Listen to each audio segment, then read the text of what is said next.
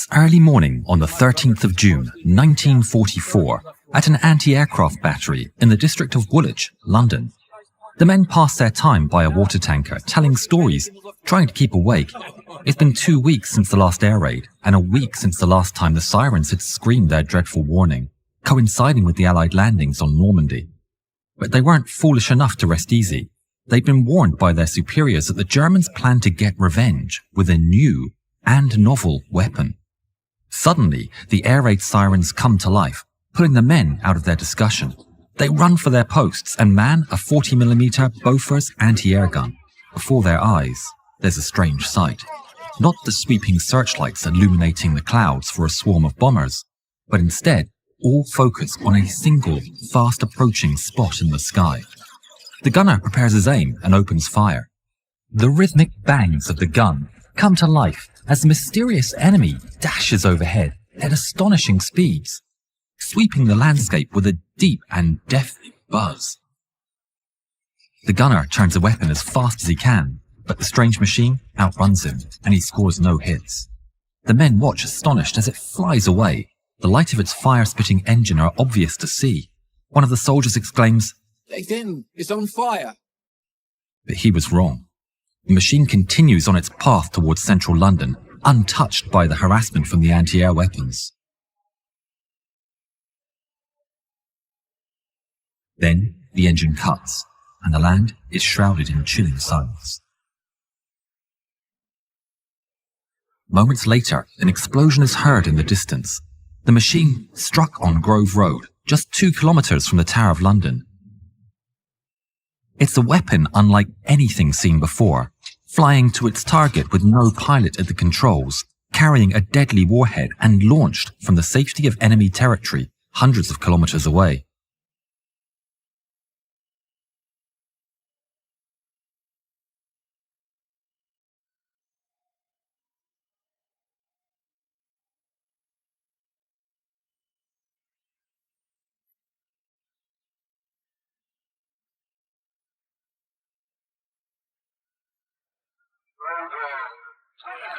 It's the world's first ever cruise missile, the V1 flying bomb. The British intelligence gathering had given a clue to High Command about the existence of this vengeance weapon. The nature of the attack left them stumped. Its high speed, small size, and low altitude completely throws off a defensive strategy perfected to fight big, slow, and high-flying bombers. On the night of the 16th of June, the first mass V1 attack commenced. German forces launched 244 missiles across the Channel. The 3.7-inch anti-aircraft weapons were completely out of their element. They were too slow to turn, and their fire control systems couldn't calculate a firing solution before the target was already long gone. Smaller anti-aircraft weapons had better luck in striking down 21 doodlebugs, as they became known, with great effort, but they were nowhere near effective enough. Meanwhile, in the air, pilots were having a frustrating time. Radar stations struggled to provide location information quickly enough, leaving the pilots little time to act before the missile reached London. Even those who did acquire targets found them hard to engage. The Merlin-powered Spitfires were too slow to keep up with the missiles, and the few pilots that did shoot down a target were being surprised with the V1 detonating violently in the air, endangering the pilots.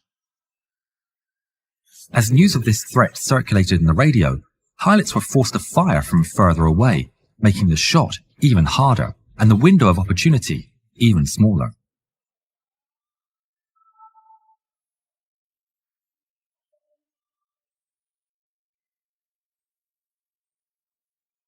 By the dawn of the 17th of June, fighters had shot down 12 flying bombs. Meanwhile, over 100 explosions rocked British soil, with 73 striking London.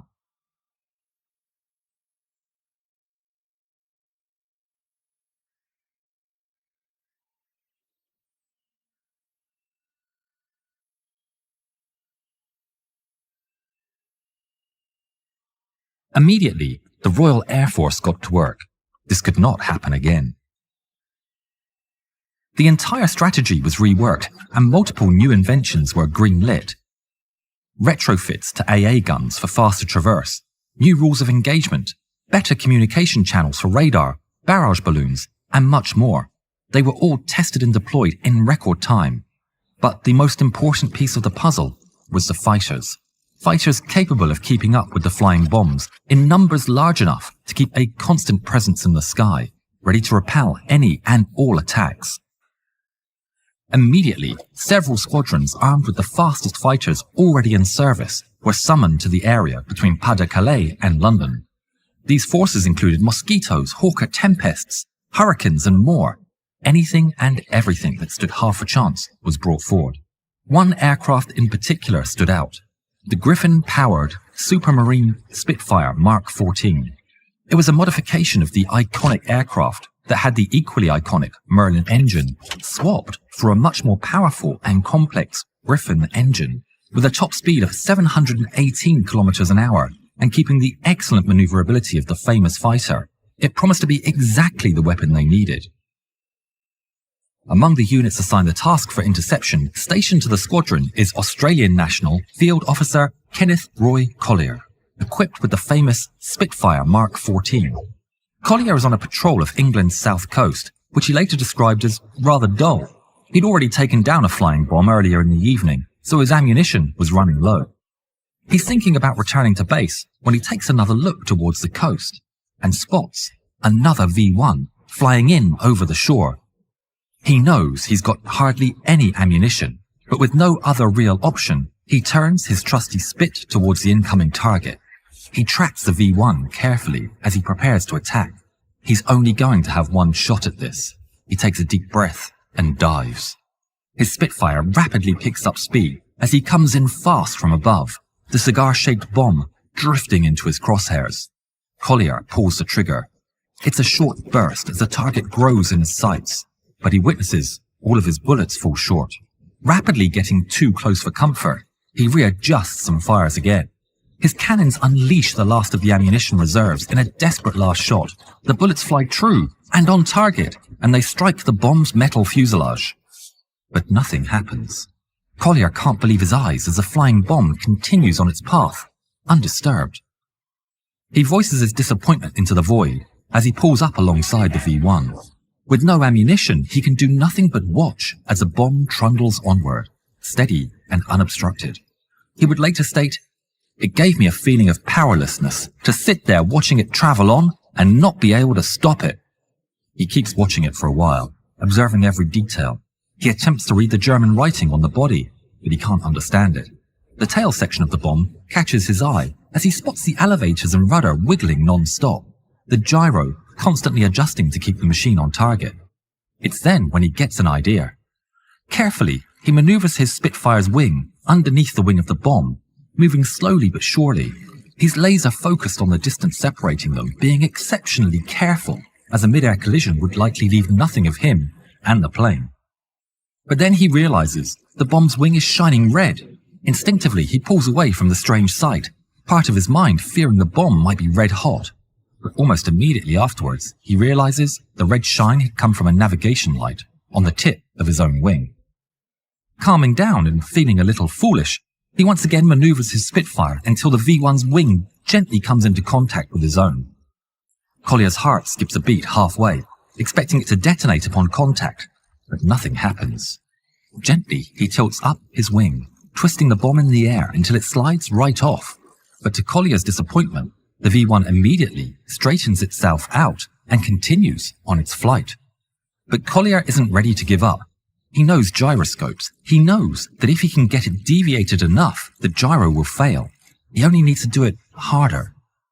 Once again, he expertly maneuvers his machine into position and lifts up the V1's wing. But as it begins to slide off like last time, Collier flicks his stick and throws the V1's wing upwards. The flying bomb rolls over in the air and its gyro becomes overwhelmed. It falls earthbound as it spins wildly out of control.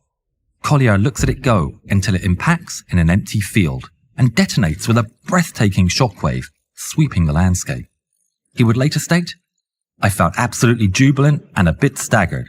I think I said to myself, gee, it can be done that way."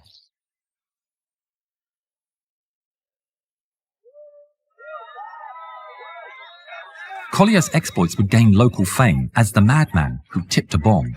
After Collier, multiple pilots discovered that they could maneuver their wing under the V1 and flip them over in the air, throwing off the gyro. The news spread across the force, and many repeated the feat when facing weapon failures and depleted ammunition.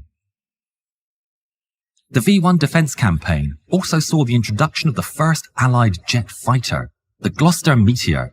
They were still prototypes, so their pilots struggled with unreliability, but they still performed the first jet versus jet victory in history when Flying Officer Dixie Dean tipped a flying bomb with his wing after his 20mm cannons jammed.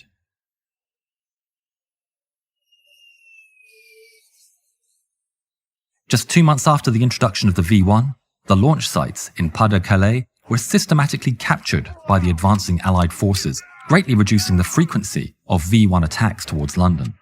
But that wouldn't be the end of the Germans' terror bombing. While V1 strikes waned, a new, more sinister weapon lay in store.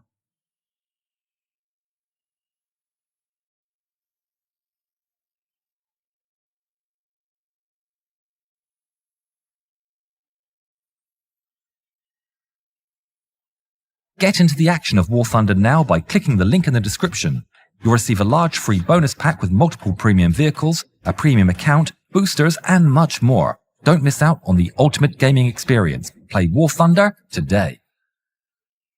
If you haven't yet, please subscribe to the channel and please watch more videos of ours. Thank you.